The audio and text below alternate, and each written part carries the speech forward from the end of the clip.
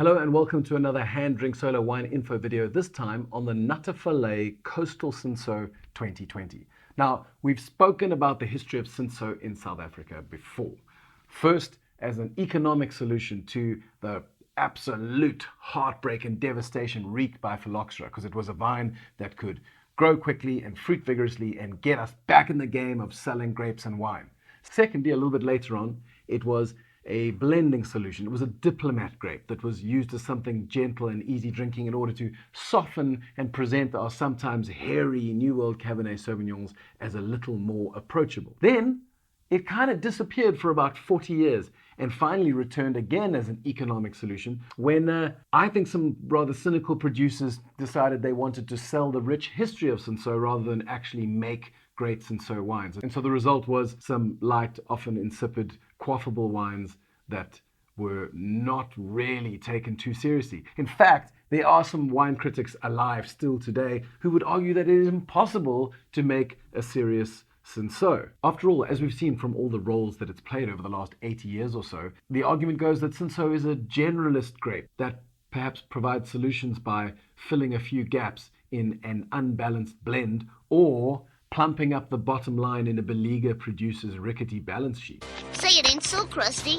But that is exactly what makes the gang at Natte Valleij so precious, because they have decided to become Cinsault specialists. So I guess in the mind of the naysayers, Natte Valleij are generalist specialists. Now, winemaker Alex Milner and his team have gone from region to region, hunting very specific blocks of Cinsault that they feel have what it takes to produce serious Cinsault. And their mission seems to be working, given that Tim Atkin put their Stellenbosch Cinsault as one of the top 3 Cinsauts of the entire 2021 Tim Atkin report. The other 2 were the Adi Badenhorst Ringmuur Cinsault, and then the twin pair of the Leo Passant Wellington Basson Cinsault and the Franschhoek sourced Lotter Cinsault, which they've now released at Vineyard and won't be making that anymore. So the best Cinsauts, as we've said before, are often the result of slightly older vines, usually bush vines, often dry land farmed. The Natte Valleij Stellenbosch Cinsault, which we mentioned just now, fits this mold perfectly as it's sourced from a block of vines in the Helderberg, planted in 1974, I think it is. And this block of vineyards looks straight out over the Atlantic Ocean. It's about 7 kilometers from False Bay, giving it that much needed cooling influence that Stellenbosch so often does require. Then if we go on to their darling Cinsault, we see a similar rule. Also a block of bush vines planted in 1978, so a little bit younger, but still fairly old.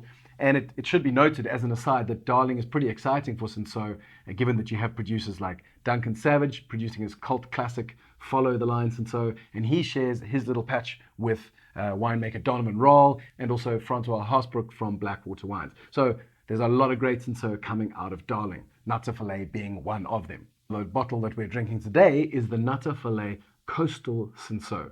And you may ask, well, why do people keep on referencing Atlantic Ocean and coastal? And well, for the most part, it's because South African winemakers are often trying to prove to the international market that we're not one big hot mess of commercial fruit farmers who occasionally allow our mountains of bulk grapes to ferment their way into a giant tank, which is then shipped off to Tesco's. No offense, Tesco's. Because we really are way more than that, and I think this bottle proves it, and putting coastal on the label does remind consumers that, yes, we do have some delightful cooling influences that enable slower ripening and more complex wines. So as I said, this is not a single site Cinsault, but rather a collection of pockets of fruit from the various regions that the Natte Valleij team have been exploring.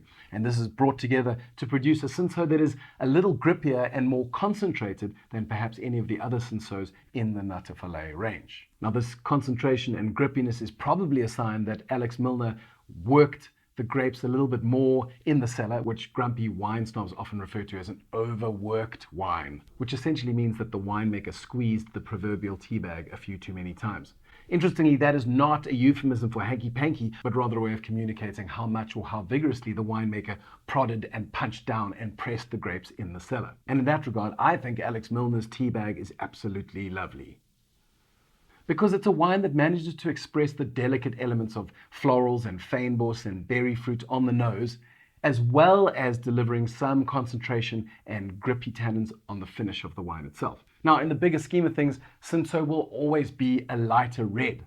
But that is why perhaps a little extra work in the cellar and some clever winemaking is just what the grape might need in order to deliver something that can be a little more serious. As you would with a Pinot Noir or a Beaujolais Village, I would serve this guy lightly chilled. He really is drinking beautifully right now, but that's not to say that it won't also improve with another 2 or 3 years in the cellar, just allowing time to weave in a few additional tertiary dynamics that will elevate the wine even more. So if you have any questions about Cinsault or about Natte Valleij or Darling or Stellenbosch or Franschhoek or the Basson block in Wellington, feel free to drop them in the section below, or better yet, leave your thoughts on what you think of this multi-regional coastal Cinsault from Natte Valleij. If you're watching this on YouTube, don't forget to subscribe to the HanDrinksSolo wine channel so that you can keep up to date with our exciting emerging winemakers, our range of bizarre and niche cultivars, as well as the rising stars of the South African wine scene.